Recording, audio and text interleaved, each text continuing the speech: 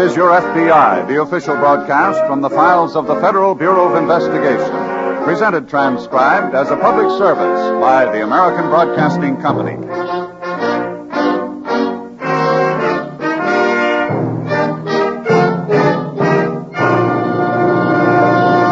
Tonight, the subject of our F.B.I. file, bank robbery. Its title, Death in the Desert.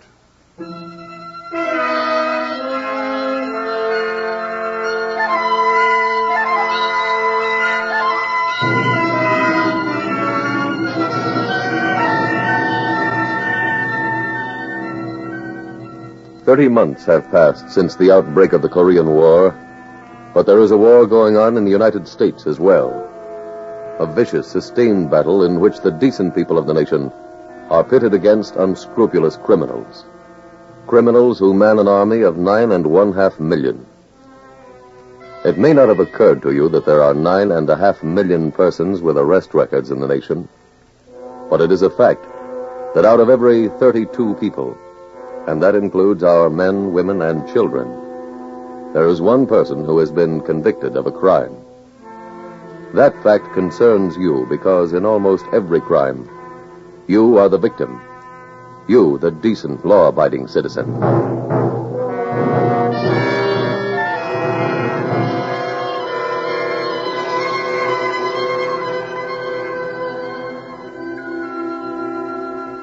Tonight's file opens in a remote section of desert country in one of our southwestern states. A young photographer, Tony Spencer, and his wife are walking across the wasteland. It is twilight. There's our tent. Yeah. I must say it looks pretty good. Tired, honey? Kind of. We shouldn't have hiked so far, I guess. I loved it. I think we got some pretty good pictures today. Yes, I'm dying to see how those shots on the mesa turn out. Oh, hey. Where are those rolls of film?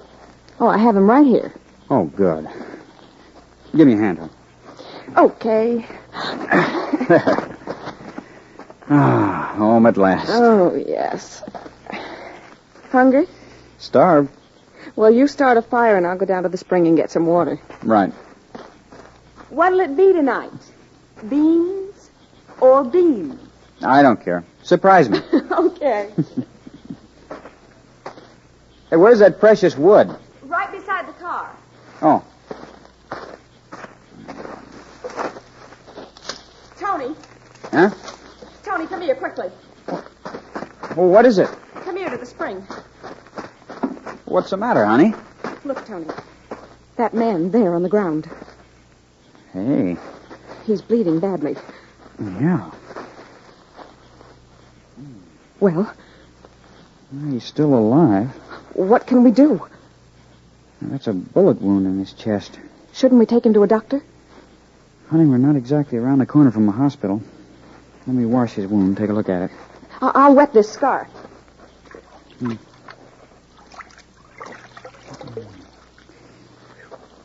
There. Oh, thanks. I wonder who he is. I wonder how it happened. I don't know. And from the looks of that wound, we may never get the answer.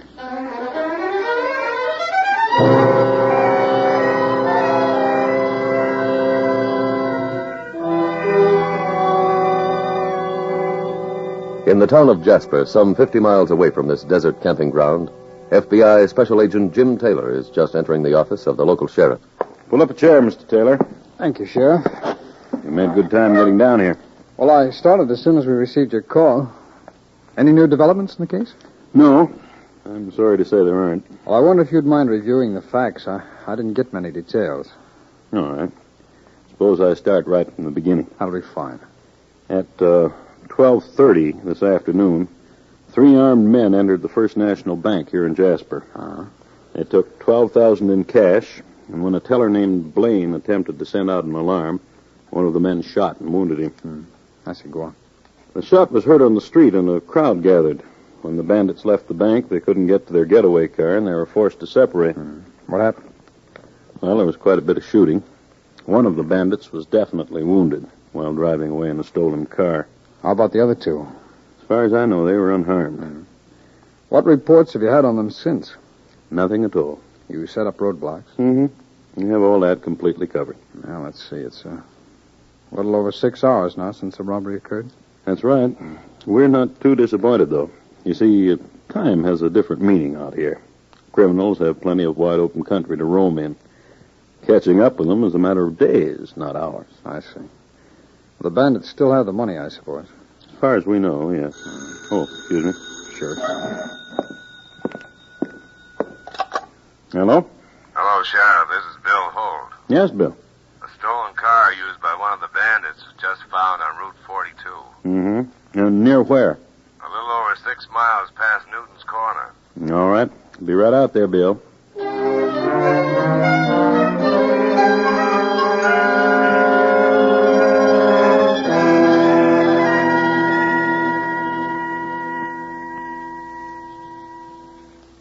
Want some more bandage, Tony? No, this should do it. How is he?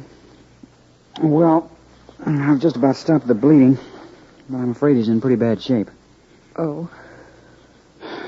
Susan, you were right. I think we should take him to a doctor. Where? Jasper's the nearest town. That's about 50 miles from here. I know. Well, do you think you can find your way there at night? Oh, sure. Now, let's see how we're going to move this fellow to the car. You ain't moving him. What? What? He's staying right where he is. Who are you? His brother. He's badly wounded. He needs a doctor. Mm-hmm. I was just going to take him into Jasper. I know. I heard you talking about him. Well? He's got to stay where he is. But you can't... Shut up. Oh, look, mister, you can't... Shut up, both of you. Tony, he has a gun. That's right. You put on this bandage. I did. When'd you find it? Less than an hour ago. How come you to be here? We're on a camping trip. Oh. Hand me that wet cloth, lady. He needs more than that. I know. I think you stopped breathing. Johnny. Johnny. He has stopped breathing. He's dead. Yeah. Tony, I don't want to stay here any longer. Let's go away, please. Wait a minute. What? You ain't going no place. You're staying here.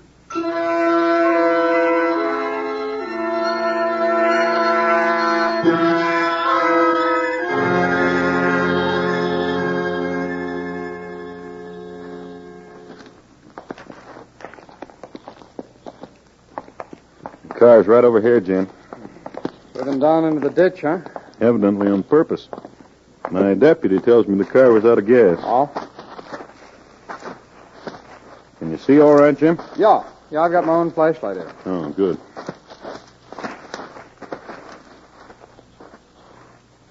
Car's already been gone over for fingerprints, eh? Mm-hmm. We got some pretty good impressions. Swell. I'll send them on to our laboratory. Plenty of blood stains in his front seat. Must have been pretty badly wounded. You know, Sheriff, from the descriptions you got on those 3 bandits, I'm almost certain they were the Wallace brothers. You say they're wanted for another bank job up north? Yeah. That's right. We've been looking for them for over 3 months now. Well, the one who was driving this car couldn't have gotten very far. No. Sheriff, does anyone live around here? No. This is just plain desert country. There'd be plenty of places for him to hide. And plenty of ways for us to find him. I'd rather he was out here than sticking on the road. You going to start looking tonight? No, wait till morning. I'll organize a posse as soon as it gets light. What if he did stay on the road and tried to commandeer another car? Well, we still have our roadblock. I'll get the local radio station to send out an alarm warning motorists to beware of anyone walking the highway. Sheriff, Yeah? your office calling on your car radio. Oh, thank you. Come on, Jim. This may be word on one of the other 2 bandits. I hope so. Told my office to contact me out here if anything came in.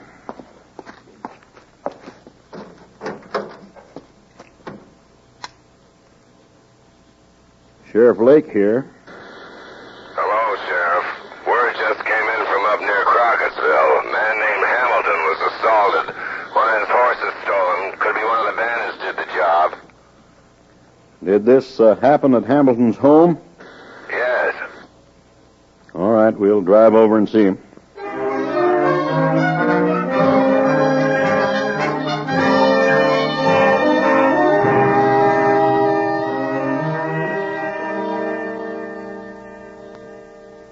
Tony, Yes, honey? I'm cold. Oh, get your coat. Hey, where are you going? To my car. Sit down. My wife's cold. I want to get her a coat. Sit down, I said. Sit down, Tony, please. Okay. Look, will you tell me why you're keeping us here? We're waiting for someone. Who? My brother. Your brother's dead. This is another one. Why would you be meeting him here? Because we got separated today, we made it up. If we got separated, we'd all meet here by the spring. But what's that got to do with us? Wait. Somebody coming on a horse. Flatten out, both of you. Down, I said.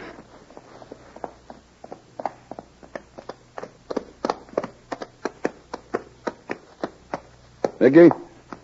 That you, Sam? Yeah. Johnny get here? Yeah. He got here, but he's dead. Huh? There's his body. Oh. I seen him get shot when he grabbed that car, but I didn't know. Yeah, who are those two? I found him here. Where they come from? We're from down in Hastings. My wife and I are on a camping trip. That's your car? Yeah. Mickey. Where's the money? I haven't got it. What? Oh, I gave it to Johnny. He was bringing it here. I don't see no sign of it. When those two get here? Before you, Sam? Yeah? They found Johnny? Yeah. And they also found the dough. Look, mister, What'd you do with it? I don't know what you're talking about. A bag holding $12,000. Now, let's have it. We ain't got much time. I didn't see any money. You're lying. He's telling the truth. You keep out of this. Why, you... Easy, mister. Let go of me. Hold it, Let Sam. go of me. He's going to get a workout until he tells us what he did with the dough.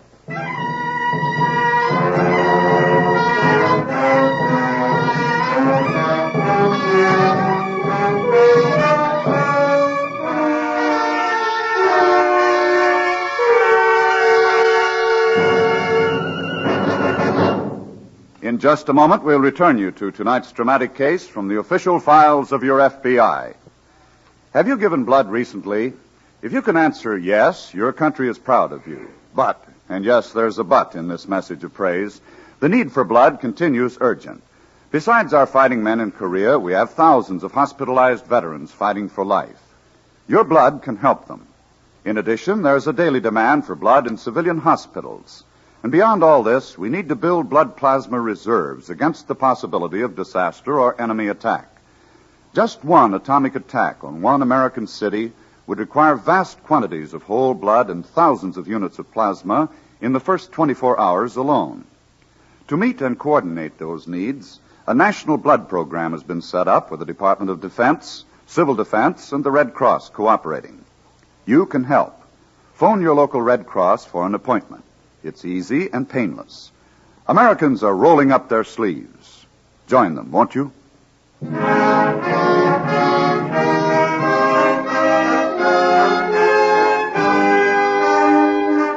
And now back to the FBI file, Death in the Desert.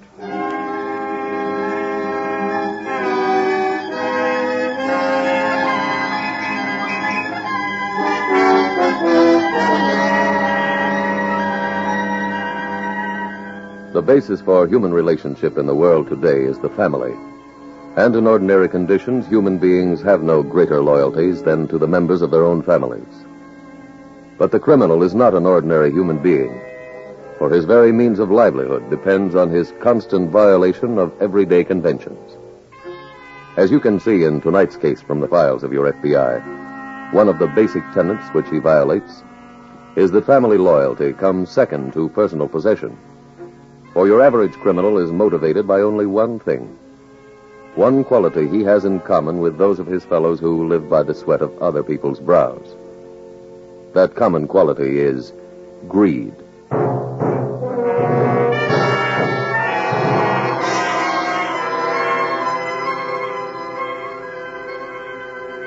Tonight's file continues at the Desert Oasis.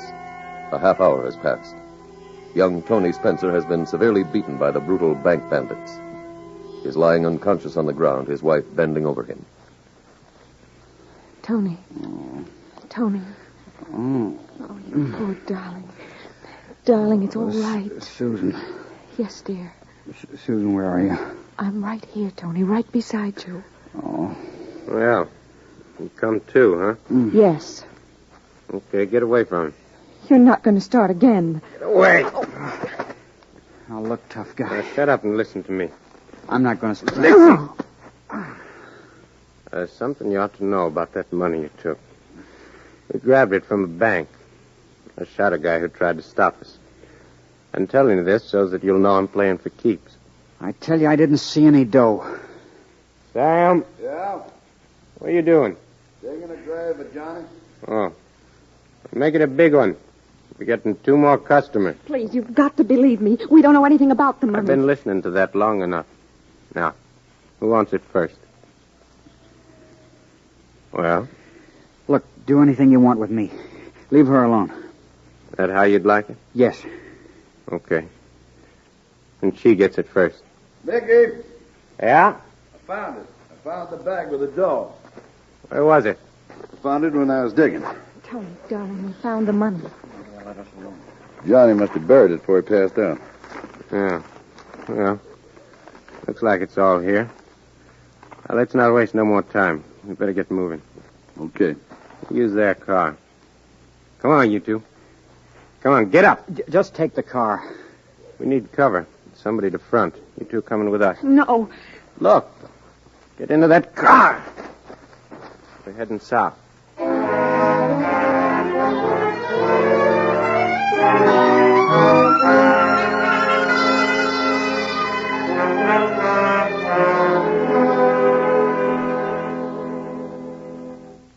You feel well enough now, Mr. Hamilton, to answer a few questions?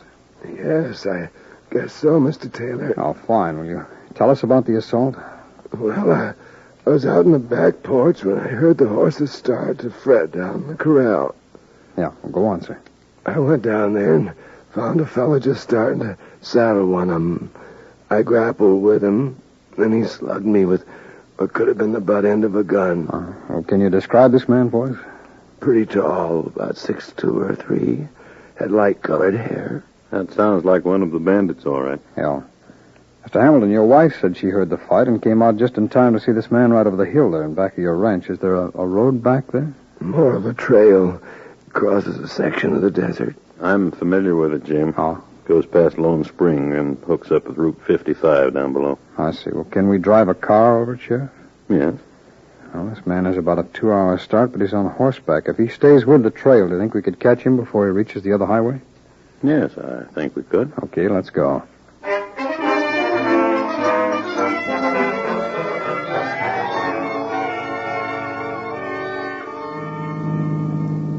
Tony, Yes, honey? how much longer do you think this will go on? I don't know. What are you two talking about? My wife was wondering how much longer we had to put up with this. No kidding.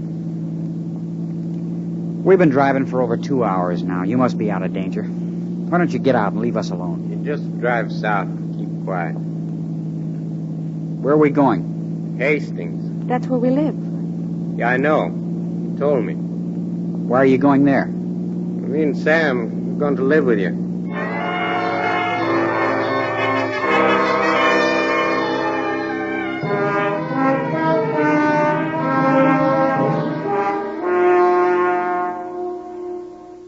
This is Sheriff Lake. Come in.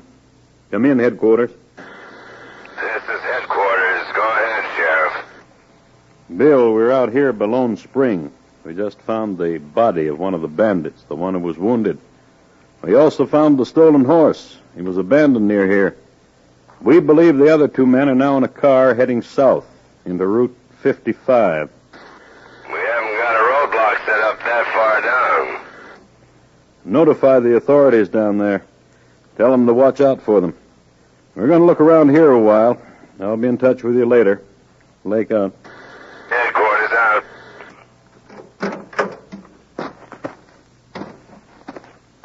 Jim, Yes, Sheriff. can you examine the body? Yeah. It's one of the Wallace brothers, all right.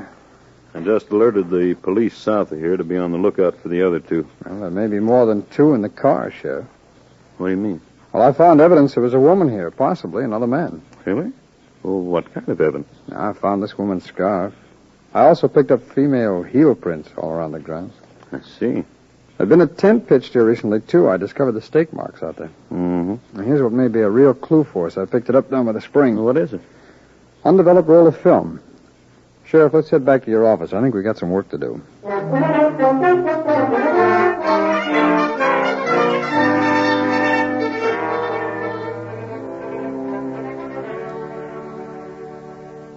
You busy, Sheriff? Oh, come in, Jim. Thanks. So any news? No. They evidently got the jump on us. Must have gotten to Route 55 before we alerted the police down there. No. I've just come from the camera shop. Yeah? I had that roll of film developed. I got enlargements on each print. Brought them back with me. Good. These first two are of the same woman. You by any chance recognize her, Sheriff? No, I'm afraid I don't. She could be the woman who was at Lone Spring last night. Here's a couple of shots of a cottage. Now, does that look like any place around here to you? No, I've never seen it. No, half the row was shot around this cottage, the other half in the desert. I get the impression from the pictures the cottage is the woman's home. Oh?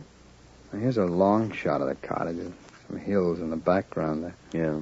Wait a minute. Let me look at that one again. Sure, yeah. Mm-hmm. I know those hills. Really? Mm-hmm. 3 cone-shaped tops there down in Hastings. Hastings? That's a small town about 100 miles south of here. I think we'd better plan to get down there at once.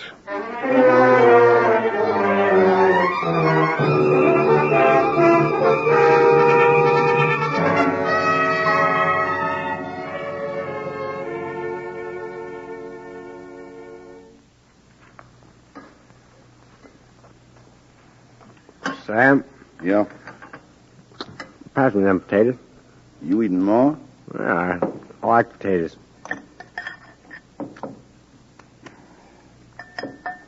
You want some? No, thanks. What's the matter? You didn't eat anything. I'm not hungry. There you are. Husband, he don't eat either. How can we with you around? Now, look. Don't start that smart talk again. Sam, hand me some bread. Yeah. You know, I think we're going to stay here a real long time. This girl can really cook. Hey, wait a minute. Don't you want me to answer it? Yeah. Yeah, you can answer it. People must know you're home. Just watch what you say, that's all. Sure. Hello? Mr. Spencer? Yes? This is the police. I want you to pretend I'm your neighbor. Well, sure, George. Are the Wallace brothers there in your house? Yeah, we're just eating dinner. They're armed, I imagine. Yes? There's an FBI agent outside your dining room window. He's watching you right now. I see. When we finish talking, you hang up. I want you to count to 20. 1, 2, 3, that tempo. The FBI man will be counting with you. When you reach 20, grab your wife and throw her to the floor. We'll do the rest. Well, that's fine, George. Goodbye, Mr. Spencer. Good luck. Thanks. Goodbye. What George want? Oh, just neighbor talk. Oh, Susan. Yes, dear? Your beads are all tangled. Let me straighten them out. Oh, golly, look what I did. I'll pick them up. I'll help you. Down, honey. Look out, man! It's gone. You kidding? All right, now, put up your hands, both of you. I'll get the guns. Thanks, Mr. Spencer. Are you two all right? Oh, yes. Yes, thank you. Well, now I'll take your unwelcome boarders out of here.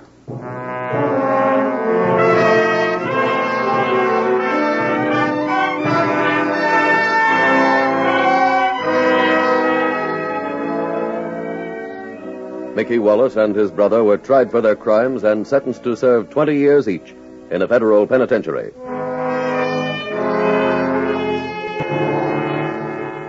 In ending the criminal careers of the Wallace brothers, your FBI once again proved the point that crime does not pay. But in tonight's case from the files of your FBI, the point was proven in an unconventional manner.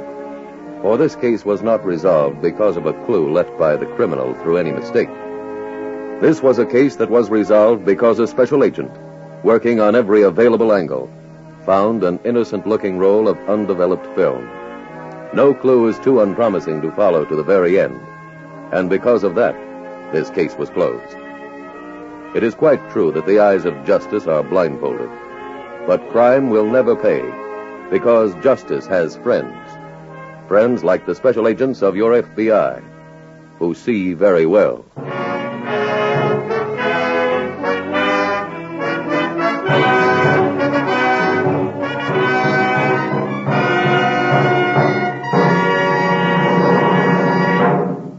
The worst infantile paralysis epidemic in history struck last year. More than 55,000 victims, most of them children.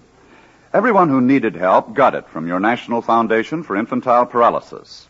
As a result, not only are funds exhausted, but your National Foundation is now $7 million in debt. Your contributions are needed to continue the help that new polio victims and victims of other years require. Medical care must continue. Crutches, braces, and iron lungs must be supplied. In 1952, medical scientists announced the discovery of an effective temporary preventive for paralytic polio. It is called gamma-globulin. They made great strides toward perfecting a safe polio vaccine. This vital research must go on so that polio can be wiped out and the children of tomorrow saved from its crippling effects. We can't fight this enemy just by wishing. Your dimes and dollars are urgently needed. So give, and give generously to the 1953 March of Dimes.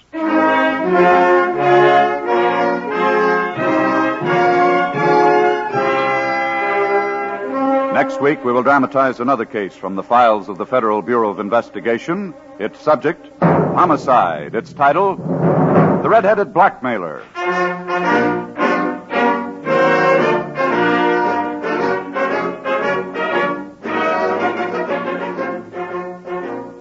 The incidents used in tonight's broadcast are adapted from the files of the Federal Bureau of Investigation. However, all names used are fictitious, and any similarity thereof to the names of places or persons, living or dead, is accidental. Tonight, the music was composed and conducted by Frederick Steiner. Your narrator was William Woodson, and Special Agent Taylor was played by Stacy Harris. Others in the cast were Ted DeCorsia, Sam Edwards, Catherine Keith, Lou Merrill, Paul Richards, and Carlton Young. Your announcer is Bill Spargrove. This Is Your F.B.I. is a Jerry Devine production.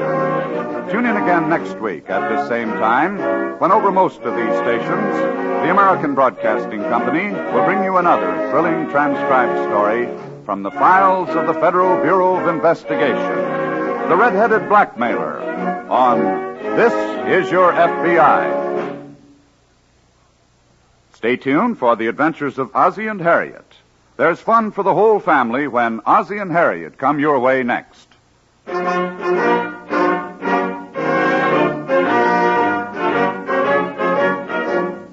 This program came to you from Hollywood. This is ABC Radio Network.